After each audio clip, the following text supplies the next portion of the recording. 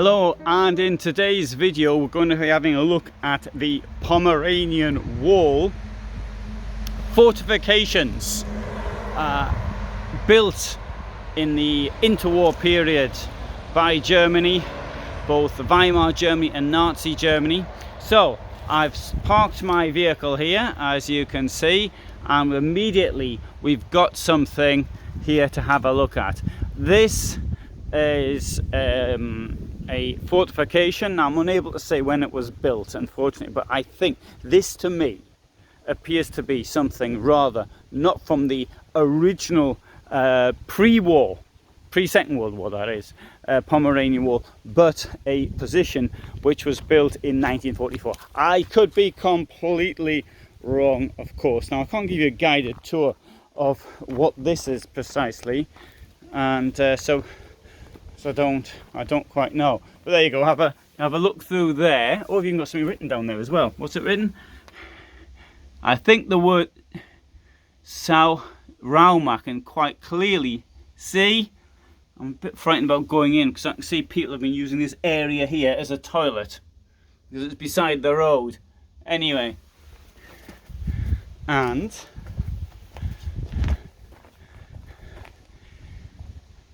we'll come over the other side of the road as well, where we can see a bit more. So, and down here as well we can see positions, concrete destroyed now, but what is quite clear is that there is a trench down here. I don't know when it was built, but that doesn't seem to be a natural formation to me. Now, the location here is halfway between Czaplinek and Szczecinek.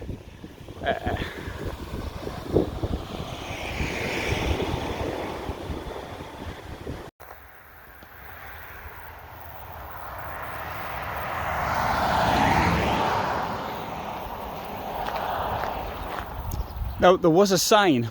Is a sign, sorry, still there, directing traffic down that road. But as in the motorhome, and I don't know if there's going to be a suitable turning area, and to actually reverse 500 meters, I didn't feel like that. So I'd rather walk.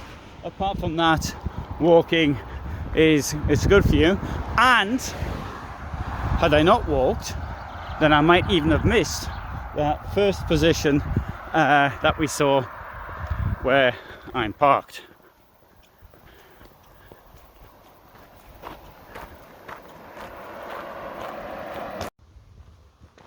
So there you go.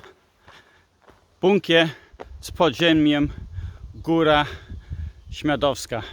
Bunker, underground bunker, 400 meters. Góra Śmiadowska. That's the location where we are. Góra hill. Although I think this is the hill because it seems to be going downhill now.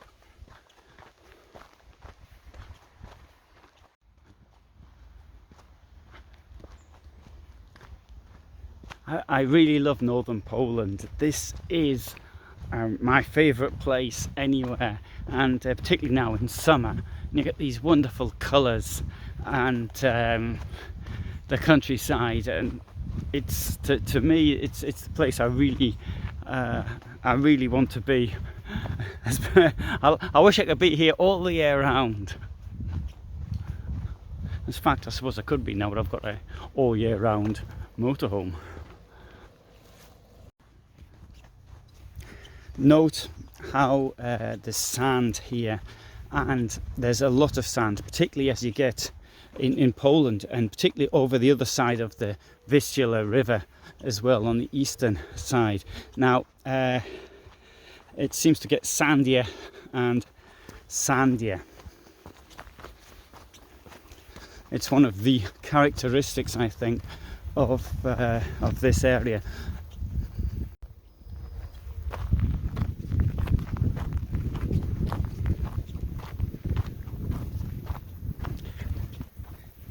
New Age beehives.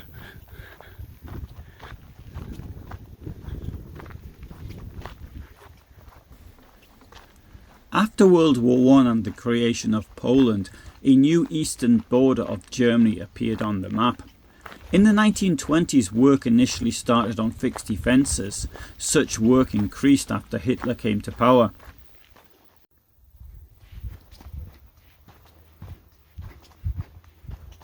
As far as the Pomeranian defences were concerned, they were able to benefit from a line of lakes and swamps. Such constructions were concrete shelters assisted by plans for quickly assembled field fortifications in the case of war. These fortifications were largely complete by 1937.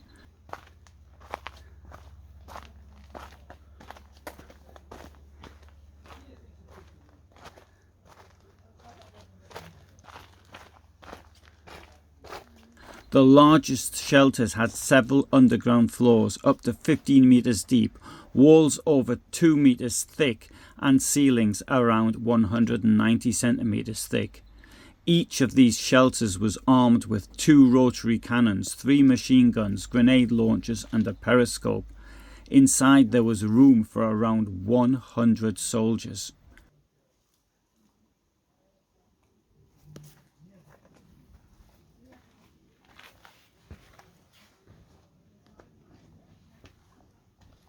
The shelters were connected by a system of field fortifications, carefully camouflaged, and they were protected by minefields, barbed wire fences, and anti-tank obstacles.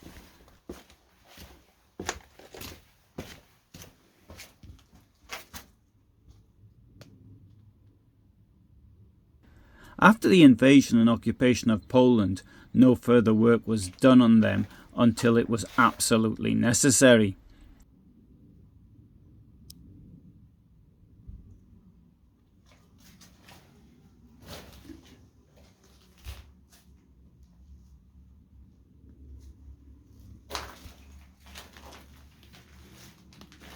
Hitler forbade work on any rear position, so that by the time the Red Army reached this territory in the late winter of 1944-45, they had been neglected for over 5 years, and any fixed weaponry had been stripped.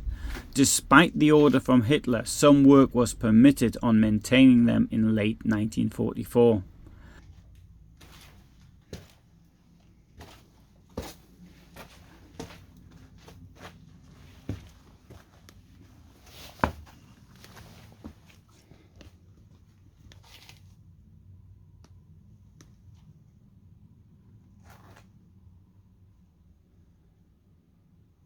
In 1945, the area you can see in this video was in the zone of operations of the 1st Polish Army, the 1st Guards Army, and the 3rd Shock Army, which were part of the Soviet Red Army. The speed of the advance was such that some positions were not even manned. In any case, they proved to be of little value as Polish and Soviet troops just bypassed them on their advance northwards to the Baltic Sea.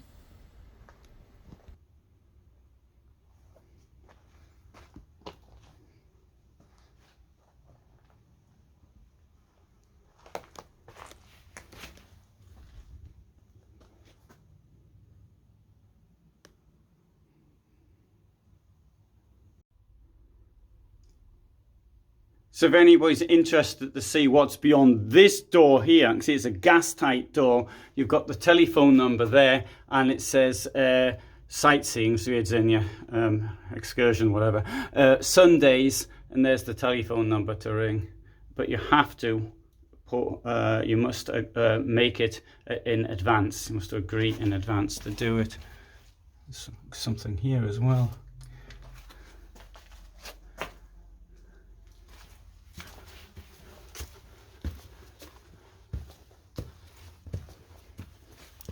So I put on protective clothing thinking that it might be necessary, not knowing quite what to expect. And now I'm soaking wet. So at least I don't have to wear it all the time.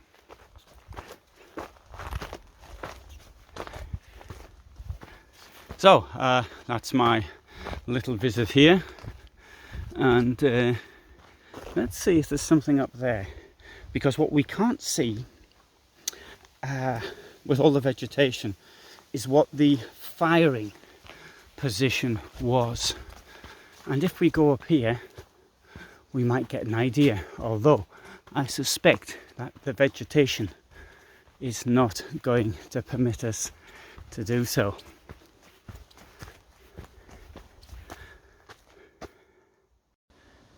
So that's the view towards the south from the top of the hill, and that's the southeast.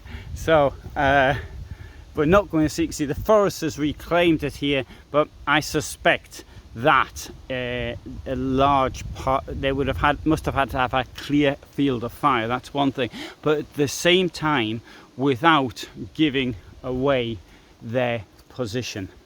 And this thing got the position, a little story here, but the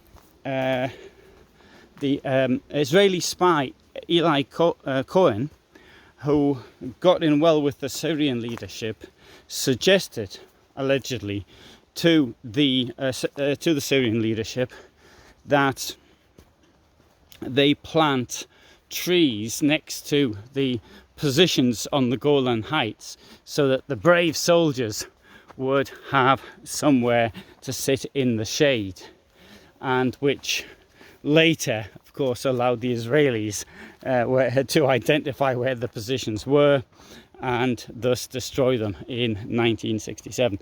Whether that story's true, that actually happened, it seems a bit suspicious to me, but it might well be true. In any case, with a position you've got to hide it, but at the same time you've got to have a clear field of fire. So you've got to mix the two as best as can be done. Right, so I'm now going to walk back to my vehicle. I hope you found that video interesting, and I upload every Friday at 2000 hours my time. That's time here in Poland or in Germany, where I spend a lot of time as well. And my specialist area is in, well, 20th century, above all Second World War, and above all the Holocaust. So sort of like that. Having said that, I've published lots of stuff on other periods as well, and so if that's the sort of thing that interests you, then you will want to subscribe. I sometimes upload at other times as well, when it's anniversaries and things of that nature. Now, as I come out, another look at that absolutely outstanding view, and isn't that wonderful? Can you see why this area pleases me so much? Thanks for watching. This bee has just become a victim of this video. It flew into my head. Someone got caught in my hair, but which I'd sprayed with mosquito repellent before coming here, alongside all the rest of my body as well, and flew into my hair, brushed it away, and now it's struggling for life. Well, I presume it's the mosquito repellent. Maybe it was that dodgy shampoo I used.